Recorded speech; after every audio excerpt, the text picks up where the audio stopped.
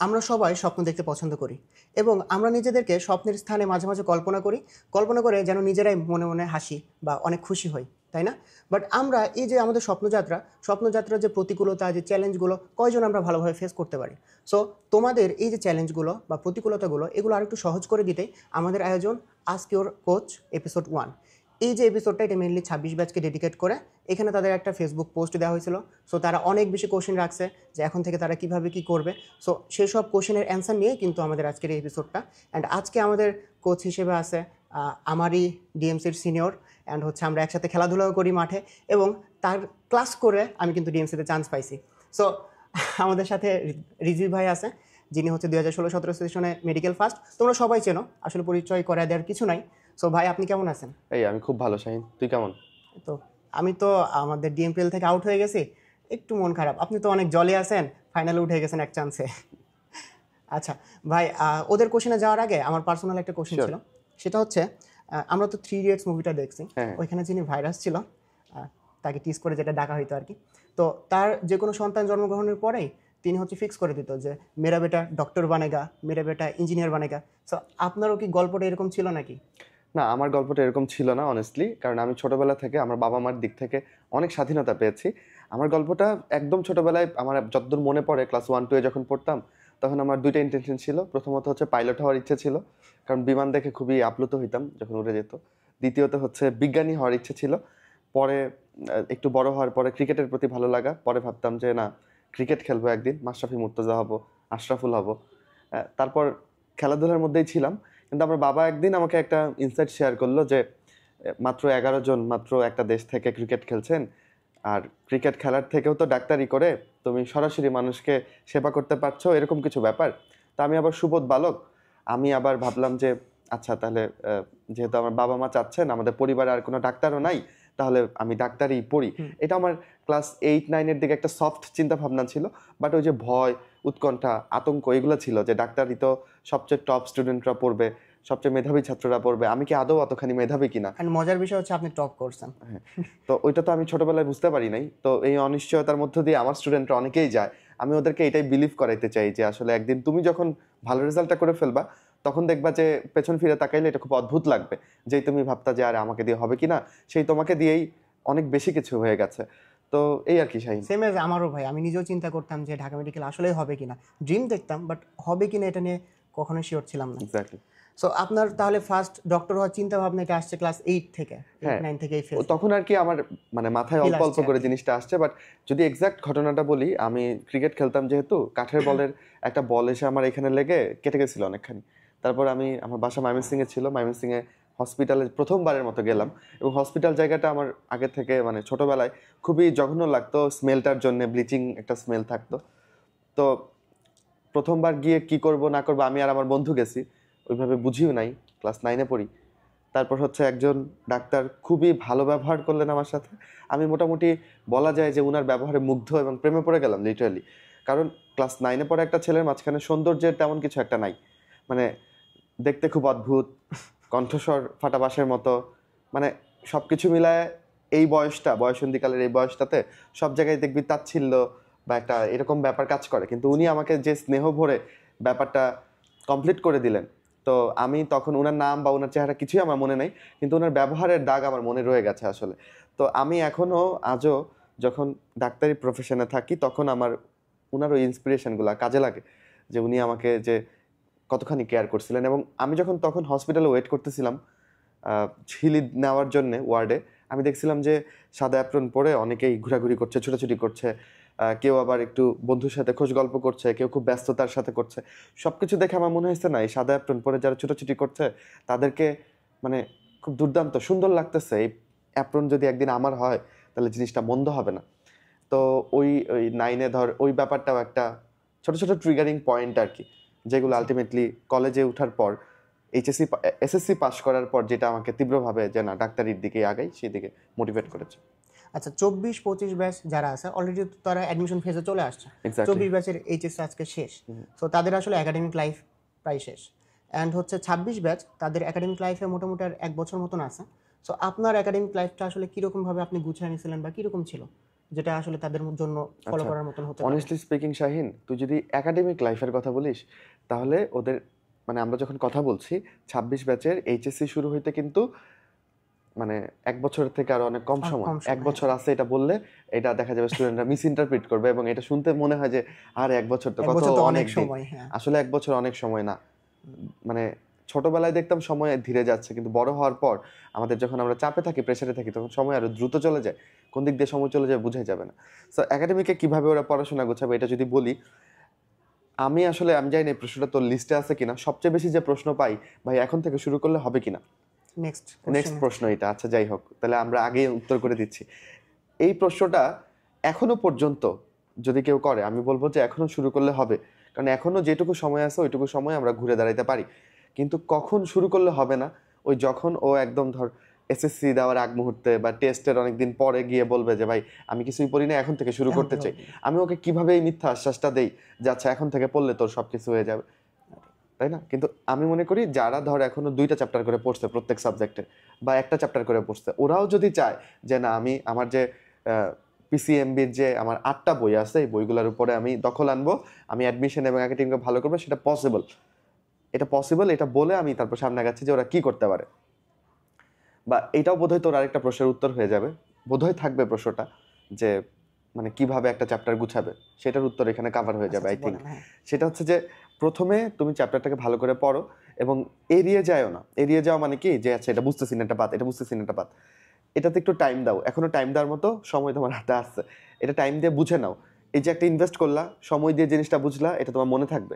আর যেটা তুমি কিছুই বুঝো নাই, খালি তোতা পাখির মতো পড়ে গেছো, ওইটা তোমার কালকেই মনে থাকবে না। সো একটা ভালো ক্লাস খুব ইম্পর্টেন্ট একটা চ্যাপ্টারের উপর। এখন আমাদের অনলাইনে যে টিচাররা পড়াচ্ছেন, কোয়ালিটিফুল ক্লাসের অভাব নাই। ইভেন তুমি ফ্রিতেও ইউটিউবে এত ভালো ভালো কন্টেন্ট পাবা যে তুমি এই অজুহাত দিতেই পারো না আমি কোত্থেকে পড়বো বা কিভাবে পড়বো এটা আমি বুঝতে পারি নাই। তুমি ওই চ্যাপ্টারের নাম লিখে সার্চ করো, ভালো একটা ক্লাস তুমি দেখো, ঠিক আছে? সেই ক্লাস দেখার পরে তুমি বইটা পড়ে ফেলো, এবং তাহলে তোমার প্রথম ভিত্তিটুকু হয়ে গেল। তারপর আমাদের 2টা জিনিসে ফোকাস রাখতে হবে, একটা হচ্ছে একাডেমিক সাইট, একটা অ্যাডমিশন সাইট। যদিও শাহিন বলছে 24-25 ব্যাচ অ্যাডমিশনে ঢুকছে, বাট আমি মনে করি 26ও কিন্তু শাহিন অ্যাডমিশনে ঢুকে গেছে, কারণ 26 ব্যাচেরই 1000 স্টুডেন্ট আমাদের সাথে প্রি মেডিকেল কোচিং করতেছে। সো একাডেমিক অ্যাডমিশনকে আলাদা না করে একসাথে চিন্তা করতে পারো, এবং এটার জন্য খুব বেশি কাজ করতে হয় না। কি কাজ করতে হয় দেখো, চ্যাপ্টারটা পড়ার পরে, বই থেকে পড়ার পরে তুমি অনুশীলনী প্রশ্ন সলভ করে ফেলো। বায়োলজি হোক, কেমিস্ট্রি হোক, ফিজিক্স হোক, দেখবা স্যারদের বইয়ের পেছনে অনুশীলনী কিছু প্রশ্ন আছে, এগুলোর উত্তরও দেওয়া আছে। তুমি গাইড বই থেকে প্রশ্ন সলভ না করে আগে ভাই অনুশীলনীটা সলভ করো। হ্যাঁ, এটা হচ্ছে তোমার থার্ড স্টেপ। কি গেল, একটা ভালো ক্লাস, বই রিডিং পড়া বুঝে বুঝে, তারপর হচ্ছে অনুশীলনী সলভ করা। এরপরে তোমার যে কাজ সেটা হচ্ছে কোশ্চেন ব্যাংক সলভ করা। তুমি মেডিকেল প্রিপারেশন নিলে মেডিকেল কোশ্চেন ব্যাংক, তুমি যদি ভার্সিটির প্রিপারেশন সাথে রাখতে চাও ভার্সিটি কোশ্চেন ব্যাংক, এগুলো সলভ করো। হ্যাঁ, তো এইটুকু যদি করতে পারো তাহলে তোমার দেখবা চ্যাপ্টারের অনেক কনসেপ্ট যেটা আগে বুঝো নাই, প্রশ্ন সলভ করতে গিয়েও ক্লিয়ার হয়ে যাচ্ছে। একাডেমিক কিন্তু আমরা এখনো কভার করি নাই। একাডেমিকের জন্য বোর্ডে আসা প্রশ্নগুলা তুমি একটু চোখ বুলায় ফেলো, তাহলে দেখো খালি বই পড়ার মধ্যে সীমাবদ্ধ থাকলে হচ্ছে না। বই পড়ার পর অনুশীলনী সলভ, কোশ্চেন ব্যাংক দেখা এবং বোর্ড কোশ্চেনটা একটু সলভ করা, এই 3টা কাজ এক্সট্রা করতে পারলে এক পড়াতেই 2টা মানে এক ঢিলে 2 পাখি মারা যাবে একাডেমিক অ্যাডমিশন। শাহিন, আমি কি বুঝাইতে পারছি ওদেরকে? একদম একদম। আচ্ছা ভাই, আমি আপনাকে পার্সোনালি যতটা চিনি, আপনি যথেষ্ট চিল মানুষ। বিকালে আপনি আমাদের মতন বয়স, মানে আমরা জুনিয়রদের সাথে অনেক খেলাধুলা করেন, চেষ্টা করি। দেন হচ্ছে অন্তর্ভাইয়ের সাথে শ্রীলঙ্কা কিন্তু ট্যুরও দিয়ে আসছেন, এন্ড হচ্ছে বাংলাদেশে মনে হয় সবকিছু কভার করছেন, এন্ড বাইক ট্যুর দিয়েছেন। হ্যাঁ, অনেক কিছু করছেন। সাথে হচ্ছে রাত্রেবেলা আমাদেরকে পূর্বাচলে খাইতেও নিয়ে গেছেন অনেকবার, মামা নিয়ে গেছেন। সো আপনি যথেষ্ট চিল মানুষ, তাই না? তো আপনি আপনার একাডেমিক লাইফে কি নার্ড ছিলেন নাকি এরকমই চিল ছিলেন? আচ্ছা, এটা আসলে ডিপেন্ড করে সময়ের সাথে সাথে। মানে নিজেকে গিরগিটি বলতে হচ্ছে যে সময়ের সাথে সাথে আমিও রং বদলাই। যেমন আমার যখন এক্সাম থাকে শাহিন, তখন আমি কিছুটা পাগল পাগল থাকি, মানে আমি প্রচুর পড়ি, এবং কারণ আলটিমেটলি এক্সামে ভালো করতে হবে এরকম একটা চিন্তা ভাবনা ছোটবেলা থেকেই মনের মধ্যে গেঁথে গেছে যে না আমি একটা এক্সাম দিব, সেই এক্সামে তো আমি কোনোভাবে খারাপ করতে পারি না। তো এক্সামের আগে অনেক পড়াশোনা চলে, কিন্তু এমনিতে নর্মাল টাইমে ধর খুব বেশি দুশ্চিন্তা করি না, নিজের ক্ষমতার উপর এবং উপরে যিনি আছেন ওনার উপর ভরসা রাখি যে ইনশাল্লাহ যে আমরা এটা কমপ্লিট করতে পারবো। তো আমি যদি মেডিকেলে যে আমার একাডেমিক লাইফ ওইটার কথা বলি, তা আমার কিছু ভালো বন্ধু ছিল যারা এখনো আছে, অন্তর, মাইনুল, সাদি, সো রাহাত, তারপরে ঢাকা ইউনিভার্সিটি থেকে মইনুল ছিল। তো আমরা যেটা করতাম, আমরা বিভিন্ন জায়গায় ঘুরতাম, আমরা খাইতে যাইতাম, আবার কাজের কাজটা করে ফেলতাম। কেউ না কেউ আসলে পড়তো, তোর অন্তর ভাই পড়তো, নয়তো সাদি ভাই পড়তো, তার কাছে গিয়ে আমি একটু ডেমো খেয়ে ফেলতাম, যেটা তুইও বুঝিস আসলে, যে আসলে কালকের পরীক্ষাটায় আমি কিভাবে পাশ করতে পারি, বা কালকের পরীক্ষাটায় আমি কিভাবে ভালো মার্কস পাইতে পারি। মজার ব্যাপার হচ্ছে আমার টিচারদের থেকেও আমার বন্ধুরা আমাকে জোস পড়াইতো, এবং এটা তো স্টুডেন্টরা বুঝতেই পারে যে এক একজনের আরডিডিএস এ যারা পড়ায় তারা যে ক্লাস নেয়, ওরা এমন না যে খালি মেডিকেল অ্যাডমিশন টেস্টের জন্যই ভালো পড়াইতে পারে, ওদেরকে তুই যা কিছু দিবি সেটাই ভালো পড়াইতে পারে। সো আমি এই দিক থেকে খুব লাকি ছিলাম। সো এই জন্য একাডেমিক লাইফে কোনো প্যারা হয়নি। এবং আরেকটা ব্যাপার ছিল শাহিন, কিছু জমাইতাম না, মানে কলেজের কথা যদি বলি, মেডিকেলেরটা শুনে তো ওদের লাভ নাই, ওদের সিচুয়েশনে যখন ছিলাম তখন তেমন কিছু একটা জমাইতাম না। একটা রুটিন থাকতো, টার্গেট থাকতো যে এই উইকের মধ্যে এই জিনিসগুলো শেষ করব, ওইগুলো শেষ করতাম। এবং আরেকটা টার্গেট ছিল, এই টার্গেটটাও আমাকে অনেকখানি সামনে নিতে হেল্প করছে, নিজেকে পুশ করতে। টিচাররা যখন প্রশংসা করতো আমার ভীষণ ভালো লাগতো। ধর বায়োলজিতে পড়াতে গিয়ে তো আমরা প্রশ্ন জিজ্ঞেস করি, বাচ্চারা পারলে তো আমরা প্রশংসা করি না, এই যে হ্যাঁ ও খুব ভালো করছে। তো আমি আমার যে ময়মনসিংহে বায়োলজি পড়াতেন তুহিন স্যার, ওনার কাছে উদ্ভিদ বিজ্ঞান পড়তাম, রূপন স্যার ওনার কাছে হচ্ছে জুলজি পড়তাম। তো দুইজন স্যারই আমার জন্য একজন মানে একটা ইন্সপায়ারিং ক্যারেক্টার। দেখা যেত ব্যাচের কেউ বায়োলজি পড়াশোনা করে না, আমি পড়াশোনা করতাম, কোনো প্রশ্ন জিজ্ঞেস করলে সেটার উত্তর সবার আগে আমি দিয়ে ফেলতাম। অ্যান্ড স্যাররা তখন বলতো যে এই ছেলেটা একদিন মেডিকেলে পড়বে, এই ছেলেটা একদিন ঢাকা মেডিকেলে পড়বে। বিশ্বাস কর ওইগুলো আমার জন্য যে কী ছিল বলার অপেক্ষা রাখে না। আমি এই জন্য বায়োলজি ভালো করে পড়তাম, যে স্যাররা যদি একবার বলে, আরেকবার যদি শুনতে পারি যে আমি মেডিকেলে পড়বো, এটা যদি স্যার কাছ থেকে আরেকবার শুনতে পারি এবং স্যারদের কথা বিফলে যায় না, এটা সবচেয়ে বড় প্রকৃষ্ট উদাহরণ হচ্ছে আমি এটা খুব বিশ্বাস করি। তো তোমরাও এই জিনিসটা ফলো করতে পারো।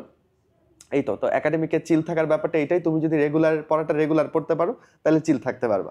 আর যদি কিছুই না পড়ো, যে ভাই যে একটা বছর, এরকম অনেকেই আছে আমার কথা শুনতেছো হয়তো বা, যে গত এক বছর নিজের প্রতি জাস্টিস করো নাই, গত এক বছরে লিটারালি কিছুই পড়ো নাই, এর থেকে তুমি স্কুল জীবনে ভালো পড়াশোনা করছিলে হয়তো বা। তো ওই রকম যদি হয় তাহলে কিন্তু চিল করার স্কোপ কমে আসে, তাই না? আর সময়টা সময় করে ফেললে চিল করা যায় আসলে, এই আর কি। ভাই বায়োলজির কথা যেহেতু বলেন, বায়োলজি রিলেটেডই প্রশ্নটা আসলে। এটা কোর্স হচ্ছে কাফি, নিশাতা, তানজিম, সামির, ইসরাত এবং অ্যানোনিমাস পার্টিসিপেন্ট একজনও ছিল। তো আমি আসলে ওদের নাম ধরে সবগুলো প্রশ্ন আসলে নোট আউট করে নিয়ে আসছি। সো ওদের প্রশ্নটা হচ্ছে যে তাদের টার্গেট মেডিকেল অ্যাডমিশন বা মেডিকেলে, বাট মেডিকেল অ্যাডমিশনে বায়োলজিতে 30 মার্ক, তারা বায়োলজি পড়ে, বুঝেই পড়ে, বাট আলটিমেটলি মনে থাকে না। এটার জন্য তারা কি করবে? আচ্ছা শাহিন, তোকে সম্পূরক প্রশ্ন করি, তুই তো মেডিকেলে পড়িস, এটা তো বায়োলজির মতোই পড়াশোনা আছে, তাই না? তোর কি একবার পড়লে সব মনে থাকে? মানে তুই যে একবার পড়লি তোর কি অলওয়েজ মনে থাকবে? তোর ধর আমাদের মেডিকেলে তো আইটেম আছে, আইটেমের সময় একবার পড়লি, ওই পড়াটা আবার কার্ডের আগে পড়তে হয়, আবার টার্মের সময় পড়তে হয়। তো আমাদেরও তো মনে থাকে না। আমাদের বাচ্চারা এটা বুঝতে চায় না যে যারা আমরা যাদেরকে টপার হিসেবে দেখি, তারা যে একবার পড়লে হয়ে যায়, ব্যাপারটা তো এরকম না। আর সবচেয়ে দুঃখজনক একটা ব্যাপার, বাচ্চারা, এটাই রিয়েলিটি, মানে তোমাদেরকে ছোট করতেছি না, বাট সময়ের সাথে সাথে এমন একটা ব্যাপার হয়েছে শাহিন, যে সবাই চায় খুব অল্প পরিশ্রমে বেশি আউটকাম পাইতে, বুঝছিস? সবাই খুব শর্টকাট খোঁজে, but there is no shortcut to success. আমি মনে করি তুমি সাকসেসটা পাইতে চাও, তোমাকে আসলে এফোর্ট দিতে হবে। এখন আসো, কেন মনে থাকে না? প্রথমত তুমি হয়তো বা বুঝে পড়ো নাই। এখন ধরো তুমি কান পড়তেছো, ইউট্রিকুলাস স্যাকুলাস কোনটা তুমি জীবনে দেখোই নাই, হ্যাঁ? কুপুলাটা কই থাকে, তোমার কোনো কুপুলার ভেতরে যে তোমার, যাই হোক ধরো এই আর জটিল টার্ম ব্যবহার না করি, তো এগুলো তুমি বুঝোই না। তো এইটা পড়ে যে বাচ্চাটা কান নিজে নিজে পড়বে, মনে করো সমন্বয় চ্যাপ্টারে বা হরমোনের কাজগুলো পড়বে, যে এটা রিলেটই করে নাই, তার তো মনে থাকার কোনো সম্ভাবনা বা সুযোগই নাই। এইটার জন্য একটা ভালো ক্লাস খুব ইম্পর্টেন্ট, যে শিক্ষক তোমার জন্য এটা সহজ করে দিবেন, প্রথম কথা। তাহলে যারা যেটা বুঝতেছো না ওইটাতে আবার টাইম দাও। দ্বিতীয় কথা, একবার পড়লে হয় না, বারবার পড়তে হয়। বারবার পড়ার মধ্য দিয়ে তুমি নিজেই ডিসকভার করবা যে আচ্ছা এটার আসল কাহিনী তাহলে এটা, একটা চ্যাপ্টারের সাথে দেখবা আরেকটা চ্যাপ্টার রিলেশন করতে পারতেছো। আর তৃতীয় কথা হচ্ছে ওই ভুলে যাওয়া, এটা একটা সাধারণ প্রসেস। তুমি কোনো কম্পিউটার না, ভুলে যাওয়ার আগে তোমাকে একটু রিভিশন দিয়ে ফেলতে হবে। এটাতে আমাদের খুবই অনীহা। ধর একটা সাইকেল তুই চালাচ্ছিস শাহিন, কিছু দূর চালানোর পরে তুই যদি পাটা তুলেও নিস, দেখবি সাইকেল চলতেছে। কিন্তু যদি আর কখনোই প্যাডেল না দিস তাহলে কিন্তু সাইকেল একসময় থেমে যাবে। বাট যদি থেমে যাওয়ার আগে তুই আরো যেটা প্যাডেল মারিস, তাহলে দেখবি আবার একটু যাচ্ছে। সো আমার ব্যাপার হচ্ছে যে তুমি ভুলে যাওয়ার আগে একটু করে রিভাইজ করে ফেলো। রিভাইজ মানে কি, চ্যাপ্টারের জাস্ট হেডিংগুলো দেখে ফেলো, তাও দেখবে তোমার মাথায় তথ্যগুলো আলোড়িত হচ্ছে, কি পড়ছিলা তোমার এটা মনে পড়তেছে। সো জিনিসটা হচ্ছে কে কত সুন্দর প্ল্যান করে আগাইতে পারতেছে, কে কত গোছানোভাবে আগাইতে পারতেছে, বুঝছো? সাপ্তাহিক একটা প্ল্যানে নতুন কিছু পড়া যেমন শেষ করবা, একইভাবে পুরাতন সপ্তাহগুলোতে যা দেখে আসছো ওইগুলো একটু উল্টায় দেখবা, সব পড়বা না, উল্টায় দেখবা, এরকম একটা মাইন্ডসেট রাখো। যখন রক্ত চ্যাপ্টারটা প্রথম তুমি পড়েছো তখন হয়তো বা তোমার সব মিলায় 30 ঘন্টা লাগছে, তবুও তুমি রক্ত ভালো মতন বুঝে ছাড়ো নাই। এই রক্ত চ্যাপ্টারই তুমি দেখবে অ্যাডমিশনের সময় তুমি 30 মিনিটে দেখে ফেলতেছো। এটা কিভাবে পসিবল হয়? কারণ মাঝখানের সময়টাতে তুমি যখন 3, 4, 5 বার এই চ্যাপ্টারটা রিভিশন দিবা, তখন তুমি অল্প সময় এটা শেষ করতে পারবা, তখন এটা অল্প সময় তুমি মনে রাখতে পারবা। আমি বোধহয় বুঝাইতে পারছি। দেন হচ্ছে অনেকে আমাদের গ্রুপে নতুন যুক্ত হয়েছে, 26 ব্যাচের যারা, 24-25 ব্যাচ ওরা তো অনেক আগে থেকে যুক্ত ছিল। সো ওরা এসে দেখে যে 24-25 ব্যাচের সিনিয়ররা ভাইয়ারা অনেক সুন্দর করে নোট করতেছে, একদম লেখা মারাত্মক আর গোছানো। সো তারা কিভাবে নোট করবে বা নোটটা আসলে কতটা ইফেক্টিভ তাদের এইচএসসি কিংবা অ্যাডমিশনে, এই জিনিসটা নিয়ে তাদের একটা বড় সংখ্যক প্রশ্ন ছিল। যেরকম এটা করছে হাবিবুর, হৃদয়, ঈশিতা, হাসনাত, নিশাতা, আরও কয়েকজন, অনেকের প্রশ্ন এটা ছিল। আচ্ছা, এইখানে আমি উদাহরণ দেওয়ার জন্য অন্তরকে এবং আমাকে এখানে চরিত্র হিসেবে দৃশ্যপটে রাখতে চাই। প্রথমত আমি ভালো নোট করতে পারতাম না, মানে আমার হাতের লেখা খুব জঘন্য। ওইটাকে মানে আমি বুঝতে পারি এমন নোট আমি আসলে করতাম, সোজা কথা, ওটা সুন্দর হইতো না। তাহলে প্রথম কথা, নট নেসেসারিলি নোট অলওয়েজ সুন্দর হইতে হবে। নোট এটা কোনো ফুলের মালা না, ফুলের তোড়া না যে আমাকে এটা সুন্দর করেই করতে হবে। মানে অনেকে আছে এরকম যে জাস্ট নোটটা সুন্দর করতে হবে, এটার জন্য যেই পরিমাণ এফোর্ট দিচ্ছে পড়াটা বোঝার জন্য ওই পরিমাণ এফোর্ট দিচ্ছে না। প্রথম কথা, অবশ্যই নোট ভালো কার্যকরী, কিন্তু বুঝতে হবে আমার এই সময় কিভাবে নোট করতে হবে। আমি কাউকে কাউকে দেখি এক্সেসিভ বড় নোট করে, দেখা যায় যে বইয়ের সব লাইন লিখে ফেলছে, তাহলে তো এটা নোট হলো না, এটা তো বইই হয়ে গেল। তাহলে আমার নোট কি হবে? প্রথম পয়েন্ট, একটা ভালো নোটের বৈশিষ্ট্য হচ্ছে এটা খুব প্রিসাইজ হবে, মানে আমি অদরকারি কথাবার্তা এখানে লিখবো না, ইভেন আমি যেটা পারি ওইটা লিখবো না, ঠিক আছে? যে রক্তের রং লাল, এটা আমার রক্ত চ্যাপ্টারের নোটে লিখার দরকারই নেই, এটা আমি এমনি জানি, এটা জীবনে ভুল করবো না। বা রক্তের পিএইচ যে 7.4, এটাও ও জানে, এটাও কখনোই ভুল করবে না, এটাও লেখার দরকার নেই। বাট টিচার ক্লাসে যেগুলো লিখতেছেন, বোর্ডে যেগুলো লিখতেছেন, একটা এক্সট্রা তথ্য জানাচ্ছেন, এই জিনিসগুলো টুকে ফেলা উচিত আমি মনে করি। এবং ওই জিনিসগুলা কেউ যদি সুন্দর একটা খাতা ডেডিকেটেডলি রাখে, সেই খাতায় রাখতে পারে। এলোমেলোভাবে বিভিন্ন খাতা ব্যবহার করলে এই নোটের আরও অস্তিত্ব খুঁজে পাওয়া যায় না। যেমন আমি নিজে এরকম ছিলাম, এক এক সময় হাতের সামনে যেই খাতা পাইতাম ওইখানে লিখতাম, পরে আমি দেখলাম না, এই খাতাতে আমি খুঁজে পাই না। পরে আমি যে সিদ্ধান্ত নিলাম, না, আমি যেটা করতাম বইয়ের ফাঁক ফোকরে আমি আবার ওই আমার যেটা লেখা ওইটা লিখে নিতাম। আমার বইগুলা নোংরা হইতো, দেখতে একটু বাজে লাগতো, কিন্তু ওইটা আবার আমার জন্য কাজ করতো। তো তুমি এভাবে করতে পারো যে বইয়ের মধ্যে নোট করে ফেলা। দ্বিতীয়ত, যদি বই তুমি চাও একটু গোছানো একটা খাতায় থাকুক, তাহলে খাতায় করতে পারো, বাট একটা খাতাতেই তুমি নোটগুলা গুছাই রাখো। এই, আর নোটের সাইজ হবে খুবই ছোট, আর নোটটা হবে তুমি বুঝতে পারো এমন। আর এই তো আমার মনে হয় যে নোট করার ব্যাপারটা। বাট আমি আপনাকে ভাই পার্সোনালি তো অনেক দেখছি, আপনার লাইফটা না অনেকটা গোছানো টাইপ আপনি লিড করতে পছন্দ করেন।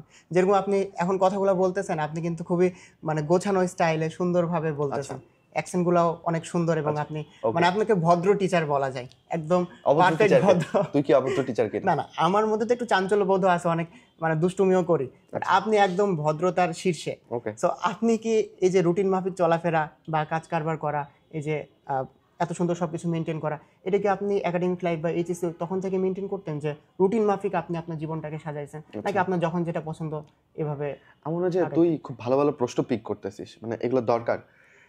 মানে আমার কাছে যেটা মনে হয় শাহিন, কোনো কিছুই আসলে চরম পর্যায়ে ভালো না, চরম পর্যায়ে উদাসীনতা ভালো না, আবার চরম পর্যায়ে স্ট্রিক্ট রুটিন। দেখবি আমরা ছোটবেলায় দেখতাম আমার বন্ধুরাই কেউ কেউ রুটিন করতো যে 9টা থেকে 10টা এটা করব, পারলে ওই 9টা থেকে 10টার মাঝখানে যে একবার ওয়াশরুম যাবো ওইটাও রুটিনে লিখতো। আমি মনে করি যে তুমি কখন ওয়াশরুমে যাচ্ছ, কখন দুপুরের খাবার খাচ্ছ, এগুলো রুটিন ইনক্লুড করার দরকার নেই। একটা মানে কিছু বেসিক কাজকে তুমি রুটিনের মধ্যে নিয়ে আসতে পারলে হয়ে গেল।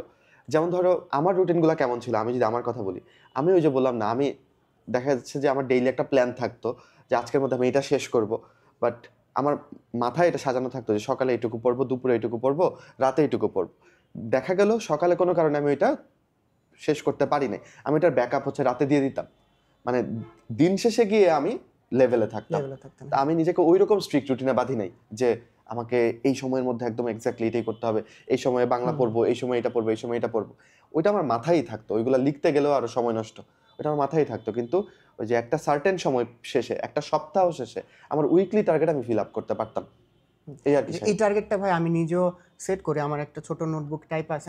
নট লাইক যে আমি 7টা থেকে 8টায় কাজটা করব এরকম না, বাট আমি সময়টাকে নষ্ট যাতে না হয়, বা আমার যাতে মাথায় থাকে যে আমার কালকে কী কী কাজ করতে হবে, আমি রাত্রে জাস্ট ঘুমানোর আগে 10 মিনিট থেকে 15 মিনিট টাইম দিয়ে আমি সেট করি যে কালকে আমার ক্লাস আছে, ক্লাস করব, আইটেম দেবো, এরপর এইখানে যাব, এরপর খেলা আছে, এটা সেটা, এগুলো জাস্ট আমি মাইন্ডসেটে পিক আপ করতাম আর কি। এটা তো অবশ্যই, মানে আমার আগের কথায় কেউ কিন্তু মিস ইন্টারপ্রিটেড হয়েও না, অবশ্যই রুটিন জরুরি। মানে রুটিন না থাকলে তুমি মিস করবা, অ্যান্ড ওই যে চোখের পলকে সময় চলে যাবে, তুমি বুঝতেও পারবা না। কিন্তু ওই রুটিনটা আমি মনে করি যে ওই একটু বড় রেঞ্জে হোক, যেখানে তোমার নিজের ক্ষতি হইলেও ওইটা পুষিয়ে নেওয়ার সুযোগ আছে, যে আচ্ছা সকালে পড়তে পারো না, রাতে কাভার করার সুযোগ আছে, ব্যাপারটা এরকম। আর রুটিনটা আমি মনে করি, যদি পড়ার রুটিনের ক্ষেত্রে আসি শাহিন, আমি বলবো তুমি নিজেকে তোমার হাইয়েস্ট লিমিটে নিয়ে যাও। তুমি টার্গেটগুলো বড় বড় নিও, একটা সপ্তাহে অনেক কিছু শেষ করব এরকম একটা টার্গেট নিও। তাহলে ওটা 50% শেষ করলেও দেখবা যে আচ্ছা এই 50%-এর অ্যামাউন্টটাও কম না, বুঝছো? আমি এটা মনে করি আর কি। টার্গেটটা বড় নিলে পুরোটা অ্যাচিভ করতে পারলাম না, কিন্তু আমি 70% অ্যাচিভ করলেও that's enough for me.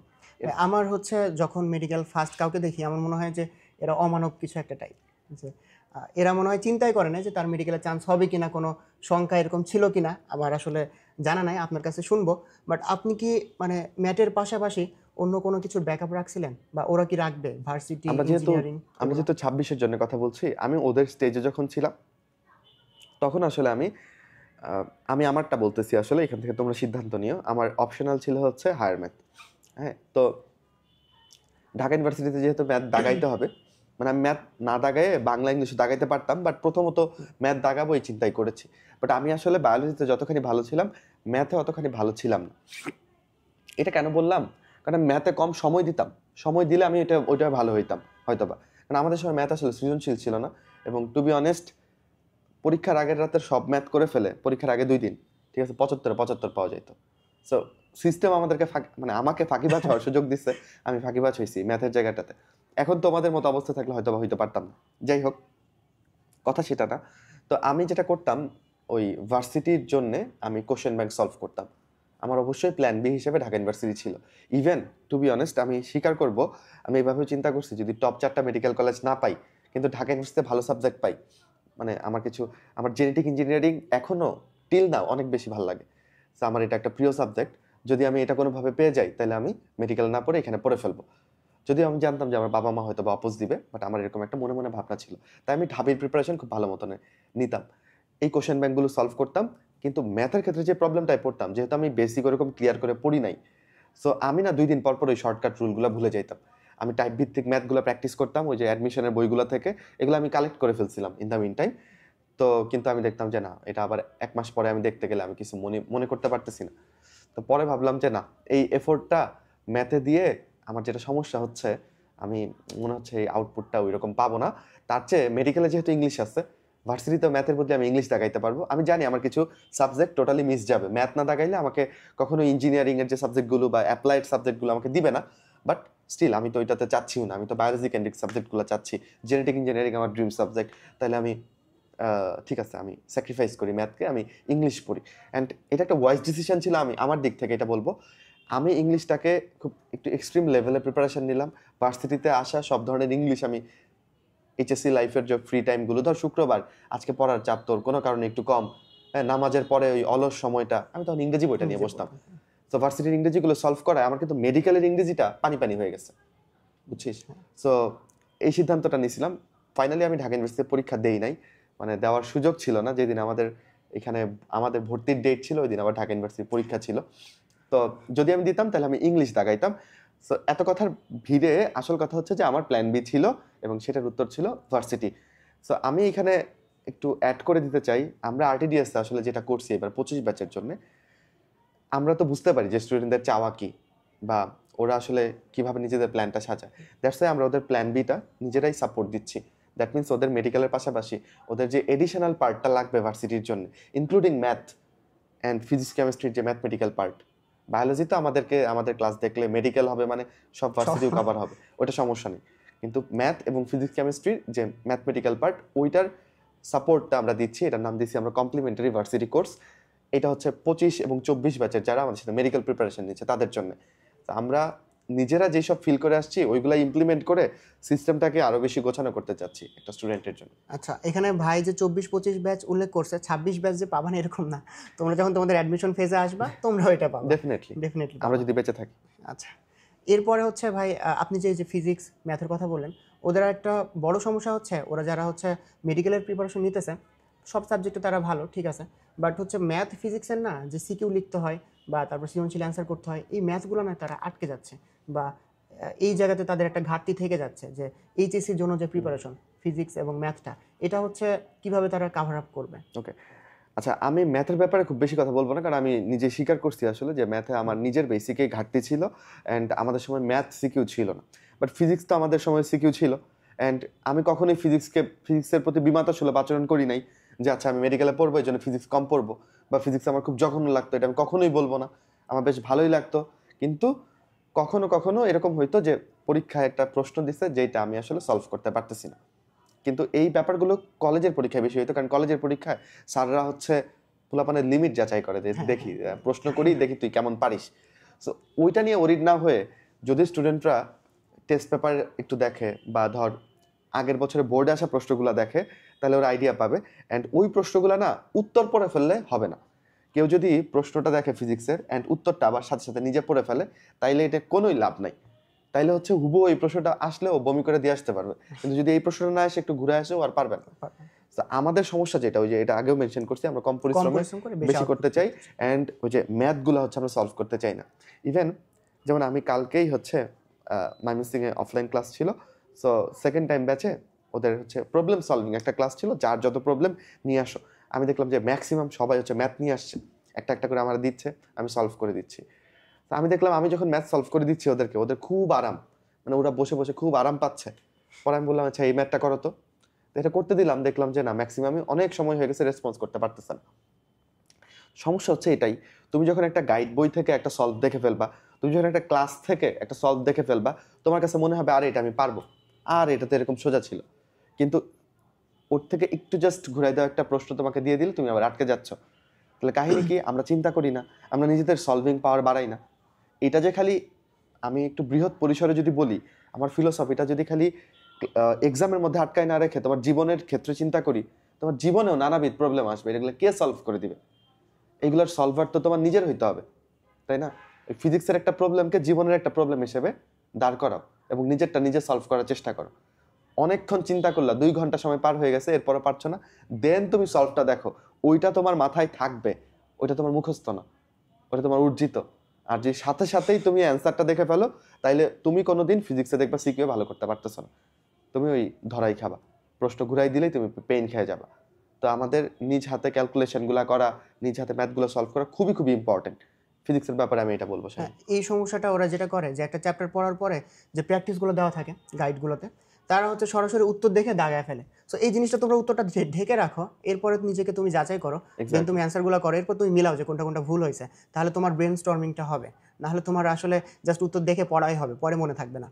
So ভাই, আপনি হচ্ছে যখন মেডিকেল ভর্তি পরীক্ষা দিয়ে আসলেন, এরপর তো আমরা জানি যে অ্যান্সারগুলো পেয়ে যাই যে কোশ্চেনগুলোর, আপনার কি নিজেকে যাচাই করে বা হচ্ছে মিলানোর পরে কি মনে হয়েছে যে আপনি টপ করবেন বা ফার্স্ট হবেন? এই ফিলিংসটা কি তখন আসছিল? আচ্ছা, প্রথম কথা, আমাদের সময় এইভাবে আমরা এখন পরীক্ষা হয় 10টার সময়, আমরা নামাজের পরে সলভ দিয়ে দেই, অনেক হাজার হাজার মানুষ লাইভ দেখে, আমরা সবাই আরডিএস-এর টিচার প্যানেল এত বড়, ধুমধাম সলভ করে ফেলি এবং কুইক হয়ে যায়। কিন্তু আমাদের সময় ওই আরও 9 বছর আগে 2016 সালে ব্যাপারটা ওইরকম ছিল না যে আমরা ইনস্ট্যান্ট সলভ পেয়ে গেছি, এমন না।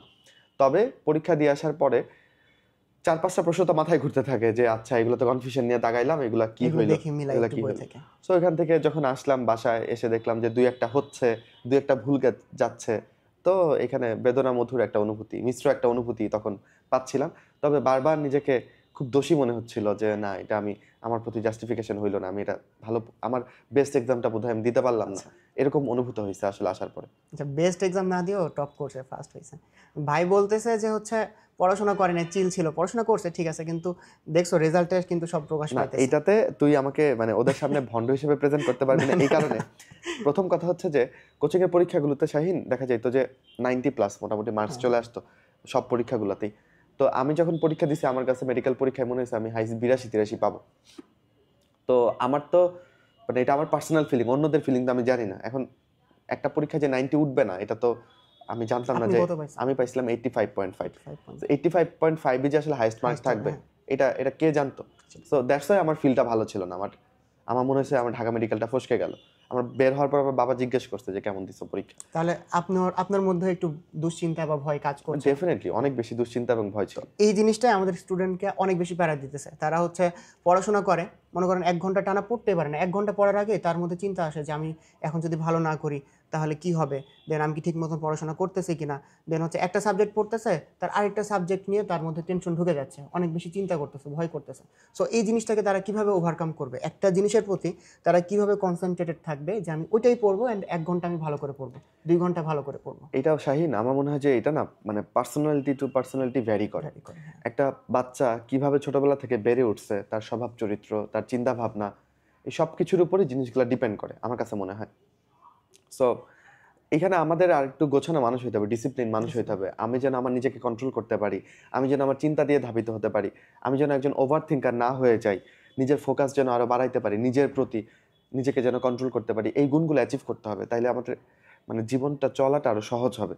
হ্যাঁ, এই আর আমার একটা কথায় দুইটা কথা আসলে, যে যে স্টুডেন্ট একটু ওভার থিঙ্কিং করে সে যে এর থেকে বেরোয় আসতে পারবে এমনও না। এটা একটা লং প্রসেস, বাট নিজেকে ওটার জন্য রেডি বা প্রিপেয়ার করতে হবে। আর প্রোক্রাস্টিনেশনের একটা বিষয় আছে যে আমি একটা করতে গেলাম, আমার মাথায় আসলে অন্য একটা ঘুরতেছে। এইটা কম বেশি আমাদের মধ্যেও আছে, কম বেশি এটাতে আমিও ফেস করি। এবং যখন আমি ধরতে পারি যে ওকে ফাইন, আমি তো ডিস্ট্রাক্টেড, আমি যে কী করবো এটাই বুঝতেছি না, আমি একটা করতে গিয়ে আরেকটা কথা ভাবতেছি, তখন আমি একটু টাইম নেই, ঠিক আছে, আমি বসি, আমি একটু নোট ডাউন করে ফেলি, আমি নিজেকে সময়ের মধ্যে বেঁধে ফেলার চেষ্টা করি, এই টাইমে এটা করবো, এই টাইমে এটা করবো, এরপরে আগাই, তাহলে জিনিসটা ডান হয়। নয়তো টাইম চলে যায়, জিনিসটা ডান হয় না। এই আর কি।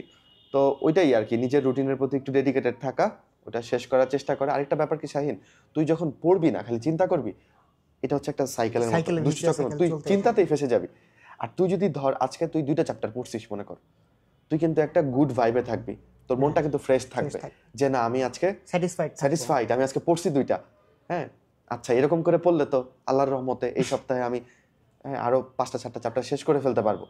এটা কিন্তু তোকে একটা গুড ভাইব দিচ্ছে, একটা থ্রিল দিচ্ছে, একটা মোটিভেশন দিচ্ছে পড়াশোনা। এটা খুব দরকার। তাহলে যারা খালি চিন্তা করি, লাভ ক্ষতি হিসাব করি, মানে পুকুরে না নেমে সাঁতার কাটা শেখা যেরকম একটা চিন্তা ভাবনা, ওইরকম যদি ভাবি তাহলে তো আলটিমেটলি কোনো লাভ নাই। এটা নিজেকে বুঝতে হবে। সেম জিনিসটাই ভাই, আমি নিজেও কিন্তু মাঝে মাঝে একটু বেশি ওভার থিঙ্কিং করি। ওভার থিঙ্কিংটা তখন বেশি হয় যখন আমি আসলে লেজি টাইম পার করি, মানে আমার আসলে কিছু করার নাই, আমি আসলে সময়টা নষ্ট করতেছি বা ফোনে রিলস দেখতেছি, দেন হচ্ছে ফোনে কোনো গেমস খেলতেছি, ঘুরতেছি, খাইতেছি, আর কিছুই করতেছি না, তখন আমার ওভার থিঙ্কিংটা আরও বেশি আসে, আমি যেন স্ট্রেস ফিল করতেছি। বাট যখন আমি অনেক বেশি বিজি থাকি আই মিন লাইক নট যে আমি নিজেকে স্ট্রেসে নিতেছি, বাট আমি আসলে আমার লাইফ নিয়ে বিজি আছি। লাইক আমি সকালে ক্লাস করতেছি, এরপর হচ্ছে মানে আইটেম দিতেছি, দেন খেলাধুলা করতেছি, দেন তোমাদের জন্য ভিডিও বানাইতেছি। সো আমি যখন নিজেকে বিজি রাখি না, তখন আসলে আর ওভার থিঙ্কিং করার টাইমই থাকে না। সারা দিন শেষে যখন আমি দেখি যে আমি সারাদিনে এতগুলো কাজ করছি, তার মানে ঘুমানোর আগে আমি নিজে স্যাটিসফাইড যে আমি এতগুলো কাজ করতে পারছি, আমার দিনটা সার্থক। সো যারা ওভার থিঙ্কিং করতেছো তারা তোমাদের দিনটাকে ভালোভাবে ইউটিলাইজ করো, তোমরা তোমাদের দিনের যে কাজগুলো ভালোভাবে শেষ করো, দেখবে যে তুমি নিজেই স্যাটিসফাইড হয়েছো। তুমি যখন স্যাটিসফাইড থাকবে তোমার দেখবে যে আর ওভার থিঙ্কিং আসতেছে না। বাট এটা একটা প্র্যাকটিসের জিনিস, একদিনে তো হবে না, বাট আস্তে আস্তে হবে। সো ডিসিপ্লিন যেটা, এটাও কিন্তু একটা প্র্যাকটিসের বিষয়। ডিসিপ্লিন তুমি প্র্যাকটিস করো, তোমার এটা অভ্যাস হয়ে যাবে। এবং শাহীন একটু অ্যাড করি, অলওয়েজ যে আমরা সবসময় সফল হই এরকম না। অনেক সময় কিন্তু আমরা চেষ্টা করি দিনটাকে সাকসেসফুল করতে, কিন্তু তবু হইতে পারি না, একটা জিনিস করার চেষ্টা করেও কিন্তু পারি না। সো এটাও কিন্তু একটা কমন ফেনোমেনা। মানে তোমার ক্ষেত্রে এমন হইতে পারে যে তুমি 3 দিন চেষ্টা করছো, 2 দিন সফল হয়েছো, 2 দিন তোমার ডেকে সাকসেসফুল বানাইতে পারছো, একদিনের ক্ষেত্রে তুমি ব্যর্থ হয়েছো, এমনও হইতে পারে। বুঝতে পারছি। সেম জিনিসটা ভাই, ওই যে ওদের অনুশীলনী ফিজিক্স সলভ করার টাইমে আমার আসলে ক্যামেরাটা ব্লার ছিল, আমি পুরো অনুশীলনীটা সলভ করছি, 1.5 ঘন্টার মতন ক্লাস ছিল, এরপর দেখি যে ক্যামেরা ব্লার ছিল, আমার হচ্ছে ভিডিওটা ব্লার আসছে, ভালো আসেনি। সো আমি তো হতাশ শুরুতে হয়েছি, বাট আমি আবার নিজেকে বুঝাইলাম যে ঠিক আছে, ইট হ্যাপেন্স, আমি 8টা ভিডিও ভালোভাবে করছি, একটা ভিডিওতে এরকম হইতেই পারে। সো আমি আবার ভিডিওটা করলাম। এক্স্যাক্টলি। আচ্ছা, দেন হচ্ছে অনেকের প্রশ্ন এটা যে ভাইয়া আপনি রাতে পড়তেন না সকালে পড়তেন, এরকম টাইপ প্রশ্ন। এটা করছে হচ্ছে পূর্ণতা, আরও কয়েকজন অ্যানোনিমাস পার্টিসিপেন্ট ছিল কয়েকজন, যে কখন পড়াটা বেশি ভালো, রাতে নাকি সকালে? আচ্ছা, এটাও আমি মনে করি যে লাইফস্টাইল, নিজের অভ্যাসের উপর ডিপেন্ড করে। তবে আমি যদি আমার ব্যক্তিগত ব্যাপার বলি, আমি আসলে রাত জেগে পড়তাম, মানে সকালবেলা নামাজ পড়ে তারপরে হচ্ছে একবারে ঘুমাইতে যাওয়া, এরকম সিনারিও বেশি থাকতো। হ্যাঁ, মানে মোস্ট অফ দ্য টাইম। এখানে আমি বলবো যে হচ্ছে আমাদের না অনেক প্যারেন্টসেরও এই জিনিসটা দেখা উচিত, প্যারেন্টসেরও এখানে একটু ফল্ট আছে। আমার নিজের একটা স্টুডেন্ট ছিল, মানে এখনও আছে, তাকে যেটা করা হয়, তার আসলে সকালে উঠে অনেকের কি হয়, সকালে উঠে ঘুম ঘুম থাকে, একটা ঝিমাচ্ছে এরকম ভাইব আসে। সো তাকে 10টার সময় ঘুম পাড়ায় দেওয়া হয়, তার প্যারেন্টস 10টার সময় তাকে ঘুম পাড়ায় দিত, ফোন টোন নিয়ে নিত। এরপরে হচ্ছে তাকে ভোরের নামাজ যখন হইতেছে, তাকে মানে তুলে নামাজ পড়ানোর পরে তাকে চেয়ার টেবিলে বসায় দিত। সো এটাতে যেটা হইতো, সে রাতেও পড়তেছে না, আবার সকালেও কিন্তু সে ঝিমাইতেছে, পড়তে পারতেছে না। বাট তার তো আসলে সকালে পড়া হচ্ছে না, তাহলে তাকে কেন জোর করে আমি সকালে পড়ানো করবো? না, তাই না? এটা হচ্ছে কি, ওই যে আমরা ধর জিনিসটা অবশ্যই ভালো প্র্যাকটিস, প্রথম কথা প্যারেন্টসরা এটা ভালোর জন্যই ভালোর করতেছেন জন্যই করে, এবং কিন্তু এটা আসলে একটা প্রপার এতে বিপরীত ডিসিপ্লিন হয়। আমি বলবো, বাট অলওয়েজ সবার জন্য সবকিছু ক্লিক করে ক্লিক না। করে না, যেমন সেম প্রবলেম আসলে আমার ছিল শাহিন, আমি যদি সকালে উঠে পড়তে যাই আমিও ঢুলু ঢুলু থাকি। আমার মনে হয় যে সবাই বলে সকালে পড়া ভালো ঢুকে, আমি ছোটবেলায় নিজে যখন আবিষ্কার করলাম যে না, আমি তো সকালবেলা একটু কম পড়তে পারতেছি, তার থেকে আমি যদি রাত্রে পড়া দীর্ঘ করি, টাইম ধরে ধরে পড়ি, কোনো ডিস্ট্রাকশন নাই, অনেক কিছু শেষ করতে পারতেছি। তো আমি আমার জন্য যেটা ভালো ওইটা আমি অ্যাডপ্ট করে নিছি, এই আর কি। আমি মনে করি যে দিনে তুই 24 ঘন্টার মধ্যে যদি 6 থেকে 7 ঘন্টা তোর ঘুম হয়, হ্যাঁ, আর বাকি টাইম তুই কিভাবে পড়াশোনা করছিস Utilize এটা তোর ব্যাপার। এই আমাদের মূল কথা এরকম না যে তোমাকে রাত্রে পড়লে, রিজু ভাই রাত্রে পড়ছে মানে যে তোমার রাত্রে পড়তে হবে, এরকম এক্স্যাক্ট না। এরকম কিছু না। তোমার সকালে মাইন্ডটা ফ্রেশ থাকে, তুমি যদি সকালে অ্যাডাপ্ট করতে পারো, তুমি যদি সকালে না ঝিমাও, না ঘুম আসে, দেন ইটস ফাইন, তুমি সকালে পড়ো। আর যদি এরকম হয় যে আমার মতন, রিজু ভাইয়ের মতন, আমি নিজেও রাত্রে পড়তাম আসলে। আমার রুমমেট, যেখানে আমি কোচিং করছি, যে মেসে ছিলাম, সো আমার রুমমেট পড়তো সকালে, আমি পড়তাম রাতে। আমি রাতে পড়ে তাকে ডেকে দিতাম, সে আবার সকাল থেকে পড়া শুরু করে আমাকে 6 ঘন্টা পরে ডেকে দিত, এরকম পার্টনারশিপ করে পড়তাম। সো তোমার যখন ইচ্ছা, যখন তোমার পড়া ভালো হচ্ছে, তখন তুমি পড়ো, তোমার কোনো আসলে ফিক্সড কিছু নাই। এবং প্রত্যেক দিন যে রাত পুরোটা জাগতে হবে এরকমও তো না। যেদিন তোমার পড়ার চাপ একটু বেশি, সেদিন নর্মালি তুমি 12টায় ঘুমাচ্ছ, ওই দিন তুমি 1টায় বা 2টায় ঘুমাইলা, ওই দিন তোমার ঘুমের টাইমটা একটু 2 ঘন্টা কমে গেল, এগুলো তেমন কোনো সমস্যা না। আর যারা রাত জেগে পড়ে ওরা যেটা করে, মানে আমি যেটা করতাম, দিনের বেলা একটা ছোট্ট ন্যাপ, 1 ঘন্টার একটা ঘুম দিলে রাতে আর ঘুম আসতো না। হ্যাঁ, দেখা যাচ্ছে দুপুরে খাওয়ার পরে একটু ঘুমাই নিতাম, আধা ঘন্টা 1 ঘন্টা, তাহলে রাতে আর ঘুম আসতো না, রাতে সেই পড়তে পারতাম, এই আর কি। আর সপ্তাহে 7 দিন না, মনে করি যে সপ্তাহে তুমি 3 দিন যদি একটু রাত জেগে পড়তে পারো, আর 3 দিন নর্মালি ঘুমাই গেলা, তাইলেও দেখবো তোমার পড়াশোনা কাভার হচ্ছে, আমার কাছে মনে হয়। আর অ্যাডমিশন টাইমে বা তোমার যখন পরীক্ষা চলবে তখন একটু বেশি রাত জাগতে হয় বা একটু ঘুমটা কমাই দিতে হয়, এই। নেক্সট আমরা একটা ইম্পর্টেন্ট টপিকে আসবো। এই যে দেখো, এই ফোনটা বা যে টেকনোলজি দিয়ে আমাদের ভিডিওটা করা হচ্ছে, সো এটা আমাদের জন্য অবশ্যই একটা ব্লেসিং। এক সাইড দিয়ে যেরকম ব্লেসিং আমাদেরকে তোমরা পাচ্ছ ফোনের মাধ্যমেই বা ল্যাপটপের মাধ্যমেই, বাট অনেকে আসলে অনেক বেশি অ্যাডিক্টেড হয়ে গেছে এই ফোনের প্রতি। রিলস দেখা শুরু করছে, 2-3 ঘন্টা রিলস দেখতেছে কেউ, তোমার আপনার হচ্ছে পাবজি, তারপর ফ্রি ফায়ার অ্যাডিক্টেড। তো তারা এই অ্যাডিকশনটা কেমনে কাটাবে? আচ্ছা শাহিন, আমি এখানে আজকে যেহেতু সবকিছু প্রথমে আমার জীবন থেকে তুলে নিয়ে এসে তারপর উত্তর দিচ্ছি, ফ্যাক্ট হচ্ছে আমার একটা ছোট ফোন ছিল, ম্যাক্সিমাস, ক্লাস 10-এ। ওইটাই আমি ফার্স্ট ইয়ার পর্যন্ত ইউজ করছি। এরপর আমার কাছে মনে হলো যে অনেক কিছু গুগল করতে পারা বা একটা স্মার্টফোনের দরকার আছে আসলে। আমার বাবা আমাকে একটা স্মার্টফোন কিনেও দিল এবং ওইটাকে আমি ভালোর দিকে ইউজ করতেছিলাম। তবে আমরা মানুষ তো, আমিও এটাতে গেম খেলতাম শাহিন। এবং আমি দেখলাম যে আমার তখন ফেসবুকে ফ্রেন্ড ছিল কয়টা, 30 না 40 জন, যাই হোক। ওইখানে আমি দেখতাম যে অনেক সময় চলে যাচ্ছে, ঠিক আছে, বন্ধুর সাথে গল্প করে বা নিউজ ফিড দেখে। তো ওই যে পড়াশোনা না হলে মন খারাপ হয়ে যায়। আমি এটা যখন ধরতে পারলাম, আমি আমার ফোনটা আমার মাকে জমা দিয়ে দিলাম আমার প্রিটেস্ট পরীক্ষার আরও আগেই। মানে আমি ফোনটা 3-4 মাস ইউজ করে, তখন তারা অনলাইনে পড়াশোনা হয় এরকম ব্যাপার ছিল না, ডিস্ট্রাকশনই বেশি, অনলাইনে পড়াশোনা রিলেটেড কিছু নাই। তো পরে ফোন দিয়ে দিলাম এবং আমি আবার আমার ওই ছোট্ট ফোনে ফেরত আসলাম। তো এরপরে আমি ফোন আবার কবে বের করছি জানিস? মেডিকেল রেজাল্ট যেদিন দিবে সেদিন রেজাল্ট দেখার জন্য ওই ফোনে আমি ফোন বের করছি। সো মোটামুটি 1 বছর কাছাকাছি সময় ধরা যায়, ওই সময় আমি এই স্মার্টফোন ধরি নাই। সো এটা একটা ত্যাগ বলতে পারিস আমার দিক থেকে, যে ত্যাগটা অনেকেই করবে না। তোর একটা PS4 আছে বা মানে প্লে স্টেশনে কিছু একটা আছে, বা তুই ভালোবাসিস এমন একটা ডিভাইস তোর আছে, ওইটা চাইলেই তুই আলমারিতে বন্ধ করে রাখতে পারবি। শয়তান তোকে বারবার তোকে কুরকুরানি দিবে যে এটা বের কর, এটা বের করে তুই ব্যবহার কর। বাট আমি ওইটাকে ওই সময় আমার আত্মাকে মেরে আমি ওইটা আসলে করি নাই। আমার মনে হচ্ছে যে ওইটার থেকে আমার পড়াশোনার টার্গেটটা বেশি জরুরি। তো এইখানে একটা ব্যাপার ঘটলো, আমি আসলে এখানে মোবাইলটা চালাইতে পারলাম, মোবাইল কিন্তু আমাকে চালাইতে পারে না। কিন্তু এখন যেটা হচ্ছে, দেখা যাচ্ছে যে ওরা ফেসবুক ব্রাউজ করে না, ফেসবুক ওকে ব্রাউজ করতেছে, রিলস ওকে বাধ্য করতেছে যে না তুই আমাকে দেখ, ও সিদ্ধান্ত নিতে পারতেছে না। সো এই জিনিসগুলো সেলফ কন্ট্রোলের জায়গা থেকে বাচ্চারা অনেক পিছায় গেছে, অনেক বাচ্চারা অনেক পিছায় গেছে, এই আর কি।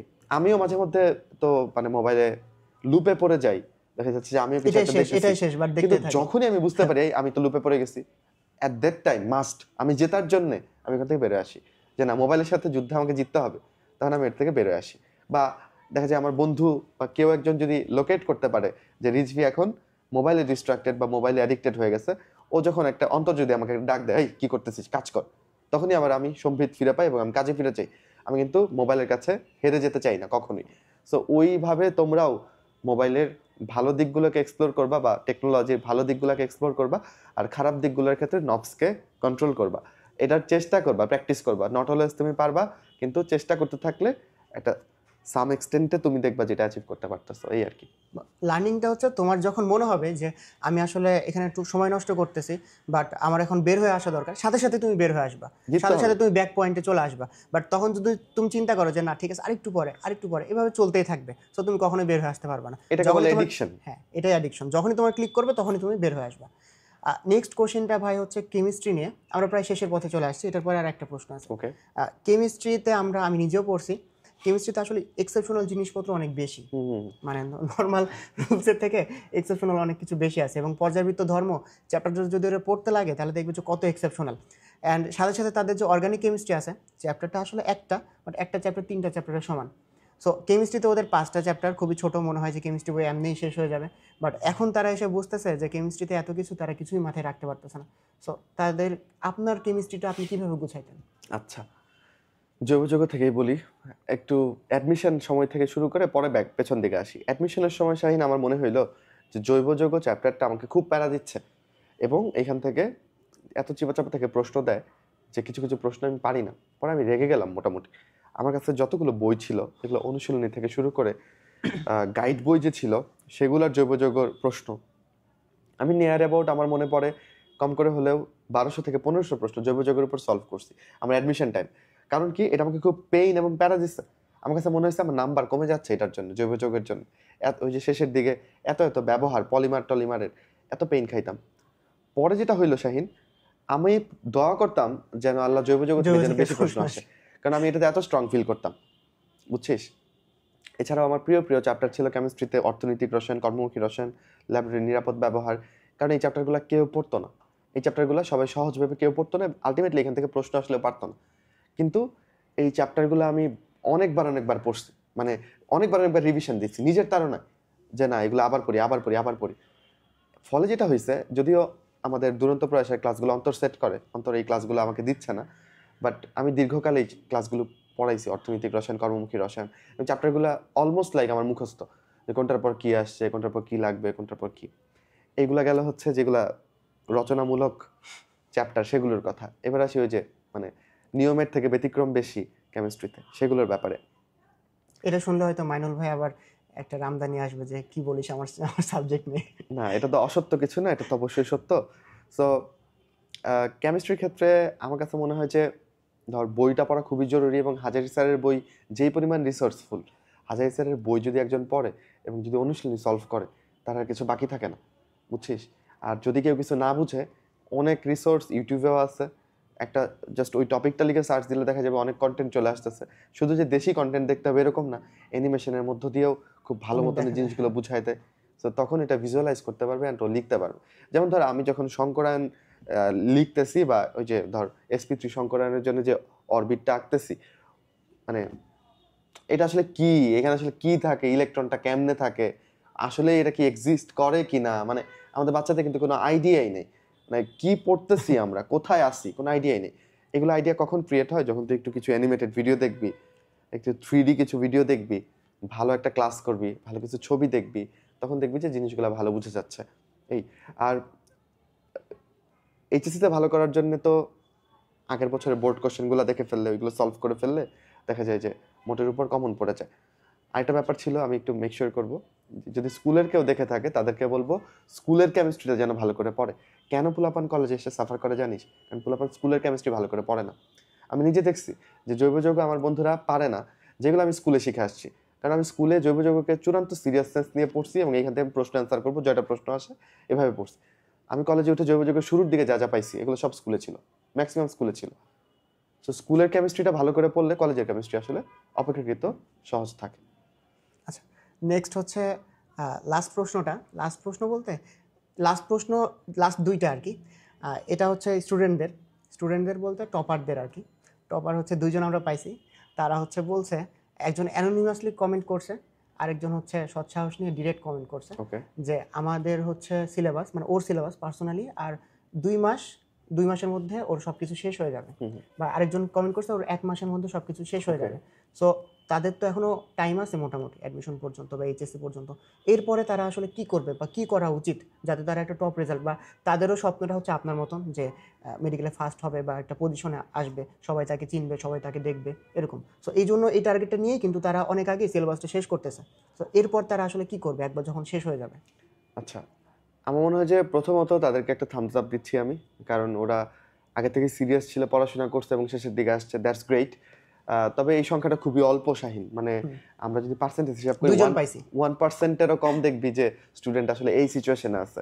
তো ওদের জন্য যদি বলতে হয়, সেম থিং আবার রিপিট করতে হবে, মানে রিভিশন স্টেজে যাইতে হবে। অ্যান্ড প্রথমবার তুই যখন একটা চ্যাপ্টার পড়িস, যতই ভালো করে পড়িস, অনেক কিছু অজানা থেকে যায়, অনেক জিনিস না বোঝা থেকে যায়, যেটা তুই দ্বিতীয় রিভিশনে গিয়ে এক্সপ্লোর করবি, আর এটা তো এই জিনিস ছিল। তো আমি মনে করি যে, আর ওই যে আমি যে লেয়ারগুলো বলছিলাম, যে অনুশীলনী সলভ করা, তারপর হচ্ছে কোশ্চেন ব্যাংক দেখা, তারপর হচ্ছে বোর্ড কোশ্চেন দেখা, এইগুলো হয়তোবা ওরা এখনো পুরোপুরি সব চ্যাপ্টারের জন্য কমপ্লিট করে নাই।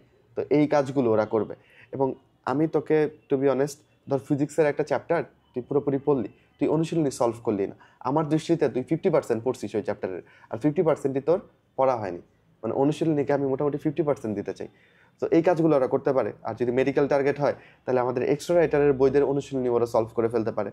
আর ওদের জন্য আমি মনে করি যে প্রি মেডিকেলটা একটা পারফেক্ট কোর্স। মানে ওরা প্রি মেডিকেল তুমি একদম 100% যেন গেইন করতে পারো প্রি মেডিকেল থেকে, এই টার্গেটটা নাও, যে প্রি মেডিকেলের সাথেই আমি একদম টোটালি কমপ্লিট করবো। যদিও আমরা স্টুডেন্টদেরকে অলওয়েজ বলি যে প্রি মেডিকেলের সাথে আসলে সব শেষ হয় না, কারণ আমাদের কলেজের চাপ থাকে, নিজের পড়ার চাপ থাকে, কিছু কিছু যে মিস যাইতেই পারে।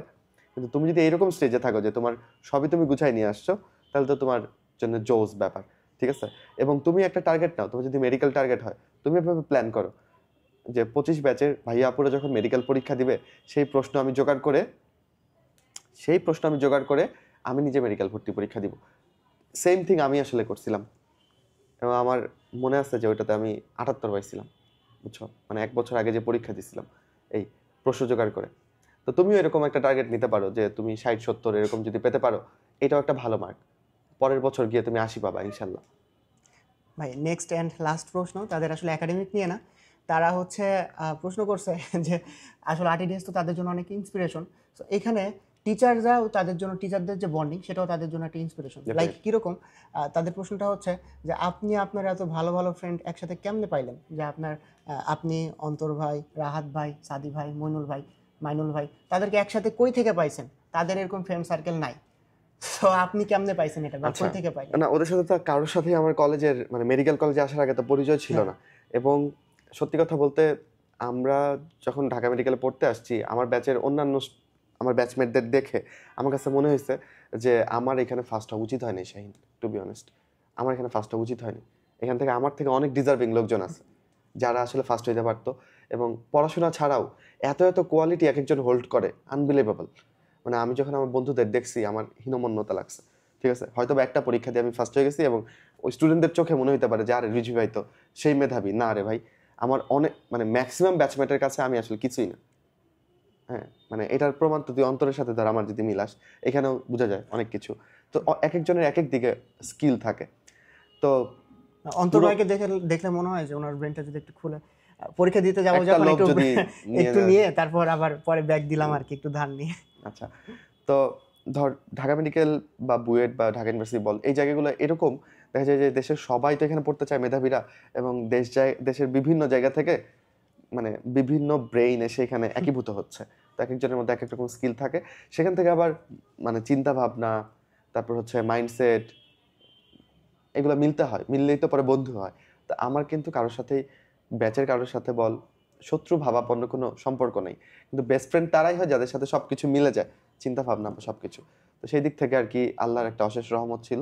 তো আমরা, আমাদের বন্ধুত্ব এখনো টিকে আছে। অনেকেই বলে ভার্সিটি সময়ের যে ফ্রেন্ডশিপ, এটা টিকে না বা শর্ট, বাট আমার কাছে তো মনে হচ্ছে যে আচ্ছা, অন্তরের সাথে তো আমি প্রায় 8-9 বছর ধরে বন্ধু, বা মাইনুলের সাথে, সাদির সাথে 9 বছর ধরে বন্ধু, রাহাতের সাথে। আমার তো মনে হচ্ছে না যে এটা আমি আমার মৃত্যুর আগে ওদের সাথে আমার বন্ধুত্ব বিচ্ছেদ হবে, এটা আমার মনে হচ্ছে না। সো এই আর কি, এদিক থেকে আমরা লাকি। এবং আরেকটা ব্যাপার, এটা তুমি একটা ভালো বন্ধু এক্সপেক্ট করো, তার জন্য তোমার নিজেকে কিন্তু ভালো বন্ধু হইতে হবে, তাই না?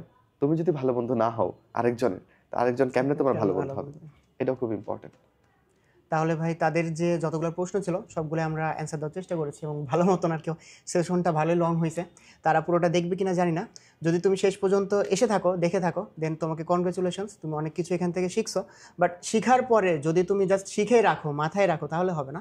তোমাকে তোমার পার্সোনাল লাইফে, প্র্যাকটিক্যাল লাইফে তোমাকে ইমপ্লিমেন্ট করতে হবে যতগুলো টিচিংস তুমি ভিডিও থেকে পাইছো। সো তোমাদের আরও প্রশ্ন থাকবে আমি জানি। সো তোমাদের বাকি যে প্রশ্নগুলো আছে সেগুলো নিয়ে তোমাদের সাথে অন্য কোনো একটা এপিসোডে দেখা হবে। টিল দেন সবাইকে আল্লাহ হাফেজ, সবার জন্য শুভকামনা। আমার দিক থেকেও সবার জন্য দোয়া এবং শুভকামনা এবং ভালোবাসা। হয়তোবা শাহিনের এই নতুন যে প্রোগ্রাম আস্ক ইওর কোচ, এখানে নেক্সট এপিসোডে নতুন কোনো কোচ আসবেন, নতুন কোনো ব্যাচের জন্য অথবা 26-এর জন্য আবার। সো তোমরা আমাদের সাথে কানেক্টেড থাকো।